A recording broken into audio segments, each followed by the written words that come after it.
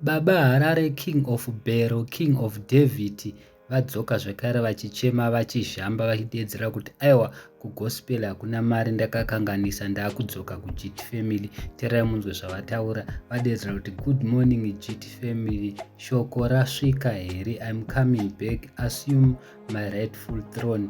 Hazviite kuti musave musina baba, album is loading. Vari kudedzera kuti album iri kuuya yemunongoziva mega Baba Harare, King of Bero. Vakaita dzungu pavakapengeswa nemukadzi wake waya nekufarira lula, vakabva vadedzera kuti ivo havachaite zveGT Family, vakuita zvechechi. Saka vazukuru vambuya Nanda vafanire kuseka, varipo vamwe vari kufara, varipo vamwe vanhu vari kuti aiwa takazviona kare. Saka tererai munzwe zvazvitaurwa nevazukuru vambuya Nanda, asi Baba Harare vaenderera mberi vakati ivo tadzoka kuzoita vaya vanga vasati vatanga kunwa mapirisi vachitangawo. Ndozvataurwa naBaba Harare, asi vazukuru vambuya Nanda vataura zvinhu zvakawanda zvakasiyana-siyana.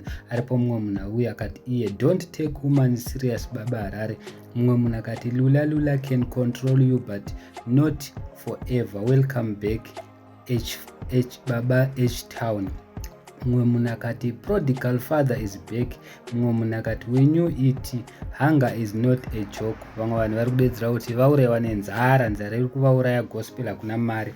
Mumwe munhu akati iye kugospel mari yemacrusade haidyike zvekumhanya, come and do coiling Baba Harare. Mumwe munhu akati panga pabhaizika paya, welcome back sit father. Mumwe munhu akati ibva waramba futi kamukadzi kaya, ndokuti tinyatsobvuma kuti wadzoka kuGT Family. Mumwe munhu akati return from loans. Mumwe munhu akati musatendeuke kana musati madanwa naMwari, ndakazviona kudhara kuti gospel hamungaisimudze. Mumwe munhu akati I just knew it, kusaimba gospel doesn't mean hauna mate. So guys, handizivi kuti munoti kudini nazvo, asi nyaya iripo ndeyekuti Baba Harare vadedzera kuti ndiri kutobika album.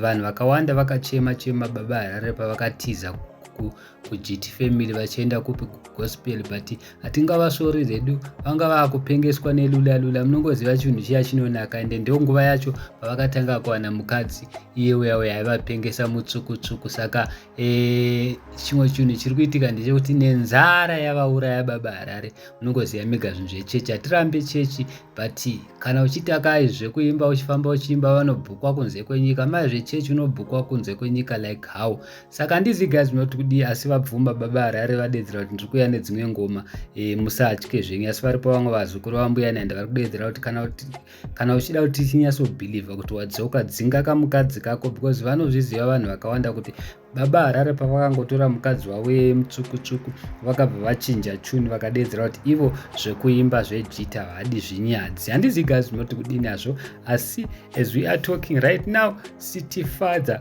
Baba Harare GT Family vadzoka. City Father, King of Bero, King David, zita rinonzi King David, vakabva vadzoka naro vachiti ndo ravo rekuti vatendeuka, asi rinoti King of Bero. Munongovaziva mega Baba Harare vanopfeka mabhero too much. Kubvira paya pavakatanga kutukana naPassion Java Panganai by birth, maingoonawo mega zvavo vanozvigadzirisira Baba Harare. So guys, this is what it is. We are happy kuti GT Family yadzoka, because mukanotarisa ngoma dzechechi dzacho dzanga vachiimba hapana kana ngoma dzatinoziva isusu. I'm sorry to say that ndokuziva munoti zvitaurire vega, ndiri kuzvitaurira, but vakawanda vafara vachidedzera kuti aiwa tafara, madzoka King of Bero, King David, the prodigal son, you are back City Father. So guys, handizivi kuti munoti kudini nazvo, asi ndiyo nyaya iripo, ndo zviripo. Baba Harare is back on the game, and vari kuti vari kubika dzimwe ngoma dzekuti muchanakirwa